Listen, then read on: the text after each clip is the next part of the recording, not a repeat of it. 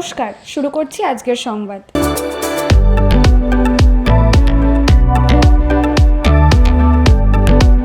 বর্ধমানের বাজেপ্রতাপপুর সুভাষপল্লী অবৈতনিক প্রাথমিক বিদ্যালয়ের 50 বছর পূর্তি উপলক্ষে বিশেষ অনুষ্ঠানের আয়োজন করা হয়েছে। সরকারি অনুমোদন সাপেক্ষে 1976 সালের 12ই মার্চ এই বিদ্যালয়ের পথ চলা শুরু। বৃহস্পতিবার একটি বর্ণাঢ্য শোভাযাত্রার মধ্য দিয়ে এই বিদ্যালয়ের 50 বছর পূর্তি অনুষ্ঠানের সূচনা হয়।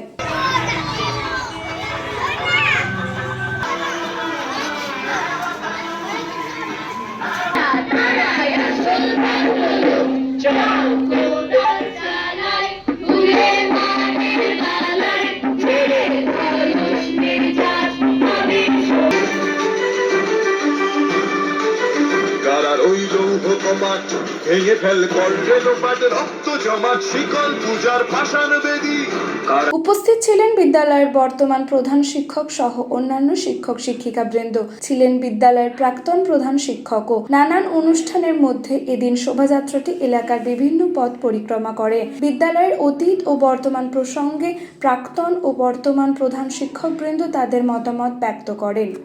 এখানে দেখলাম বাচ্চারা বিভিন্ন ধরনের ফেস্টুন নিয়ে একটা সমাজকে বার্তা তুলে ধরলো, তো সেই সম্পর্কে যদি কিছু বলেন প্রভাত। সেটা হচ্ছে আমাদের এবং বিভিন্ন মনীষীদের ছবিও তাতে ছিল সঙ্গে তারা।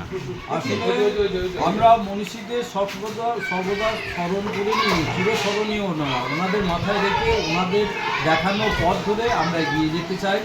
হ্যাঁ, যেখানে সব রকম মনীষী আছেন, রাজনৈতিক, শিক্ষা জগতের এবং সব রকম মনীষী রয়েছেন। যারা রয়েছেন তাদের প্রত্যেকে নমস্কার। আর একটা জিনিস আপনাদের বলি, ওনাদের দেখানো পথ ধরেও যদি আমরা চলি তাতেও দেখছি যে বিদ্যালয়ে বা সরকার পক্ষ প্রত্যেকবার বা প্রতিটি সময়ে আমাদের স্কুলে ছাত্রছাত্রী ভর্তি হওয়ার সাথে সাথে বই, খাতা, জুতো, ব্যাগ, সব কিছু, পোশাক, সব কিছু দিচ্ছেন। এবং এখানে প্রতিনিয়ত মিড ডে মিলের ব্যবস্থা আছে এবং মিড ডে মিল হয়।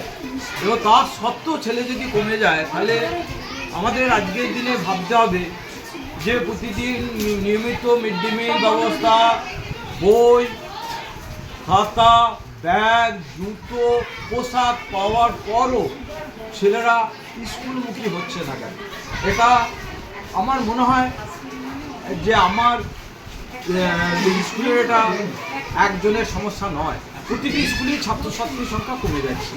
এটা কোন জায়গায় থেকে, এটা আমার বিভিন্ন রকম পর্যবেক্ষণ করেছি, আমি ঠিক সেই জায়গাটাকে এখনো হিট করতে পারিনি, যাতে আরও ছাত্রছাত্রী ভর্তি হয়, আরও ছাত্রছাত্রী এগিয়ে আসে। হ্যাঁ, এবং আমাদের এখানকার কাউন্সিলর সাহেব, উনিও স্কুলের প্রতি খোঁজখবর নেন, আসেন এবং সব রকম সাহায্যের দিকে এগিয়ে দেন। স্কুলটা শুরু করেছিলেন, তো আজকে নিজের চোখে দেখছেন সেটা গুটি গুটি পায় 50 বছরের পদ। আমি মাঝপথে এসেছিলাম, স্কুলটাতে তখন কোনো কিছুই ছিল না, মাত্র এই যে ঘরটা, এই ঘরটা ছিল, পাশে একটা ঘর ছিল, আর তার লাস্টে একটা ভাঙা ফোটা 1 কোমর গর্তে অ্যাসবেস্টাস চালের ছিল, এবং সেই অ্যাসবেস্টাস চালগুলো ফুটো ছিল। সেইখান থেকে জল পড়তো। সেইখান থেকে এখন যে এতই বিল্ডিং আর তার পুরো স্ট্রাকচারটা আমাকে বলতে হচ্ছে আমি করেছিলাম। এবং সেখানে আমি যখন স্কুলে ছিলাম তখন 50-60 জন ছাত্র ছিল, আর আমি যখন যাই এখান থেকে 2019 সালে 220-র ওপর ছাত্র আমি এখানে দিয়েছিলাম। আমার পাড়াতে নাম হয়ে গেছিল ছেলে ধরা। আমি প্রতিদিন, আমার সহযোগী প্রসেনজিৎ রয়েছে, আমরা সুযোগ যখনই পেতাম পাড়ায় ঘুরতাম, ঘুরে বাচ্চাদেরকে নিয়ে আসতাম।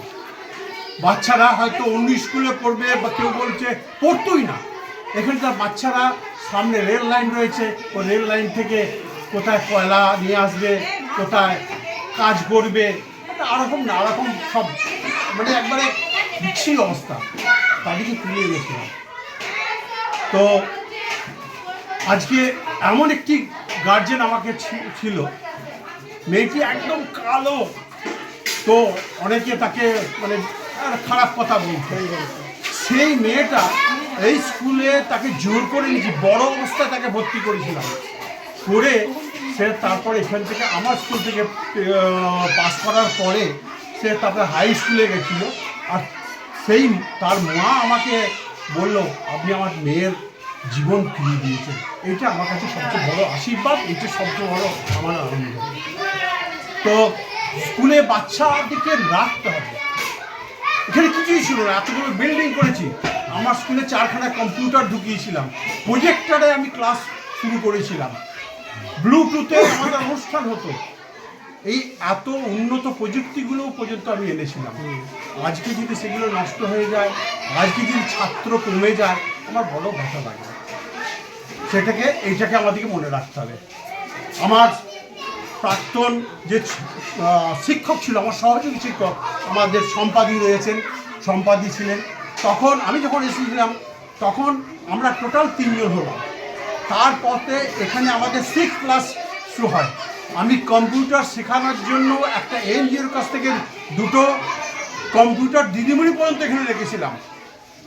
তাদের থ্রুতে এখানে তারা প্রতিদিন আমাদের কম্পিউটার শেখাতো।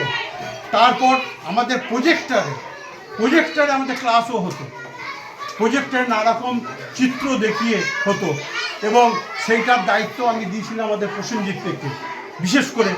তো এইভাবে তারপর স্কুলের সাংস্কৃতিক যে চর্চাটা, আমাদের দিদিমণি পায়েল তখন ছিল, পায়েলের ওপর আমি ছেড়ে দিয়েছিলাম, তোমার টিফিনের পর কোনো ক্লাস নয়, তুমি সাংস্কৃতিক জগৎটাকে দেখবে, নাচ গান আবৃত্তি একটা রুটিন হিসাবে রেখে দিয়েছিলাম আফটার লাঞ্চ দিয়ে। তারপর সেটা হতো, সেই ধারাবাহিকতাটা আমি রাখার চেষ্টা করেছিলাম। আমার সময় তো ছিল, আমি বিভিন্ন অনুষ্ঠান করেছি বাইরেতে, আমাদের পাড়ার যে সমস্ত কৌশলী মেলা হয় সেখানেও গিয়ে অনুষ্ঠান এখানে করিয়েছিলাম। তো আমি চাই সেইটা যেন থাকে, সেইটা এইগুলো হচ্ছে কম্পিউটার তাদেরকে বসে শেখাতাম। 2টো প্রথমে পুরনো কম্পিউটার নিয়েছিলাম, তারপরে আবার 2খানা নতুন কম্পিউটার আমি এদিক ওদিক এনজিও থেকে নানারকম জায়গা থেকে জোগাড় করেছিলাম, নিয়ে যাব। এবং এখানকার এই বিদ্যালয়ের সমস্ত প্রাক্তন ছাত্রছাত্রী ও শিক্ষানুরাগী এবং বিদ্যালয়ের উন্নয়নের পক্ষে যারা আমাদের পাশে দাঁড়াতে ইচ্ছুক, তাদের কাছে আমার আবেদন, আপনারা নির্দ্বিধায় আসুন, আমাদের এই প্রভাত ফেরি অনুষ্ঠানকে সাফল্যমণ্ডিত করুন।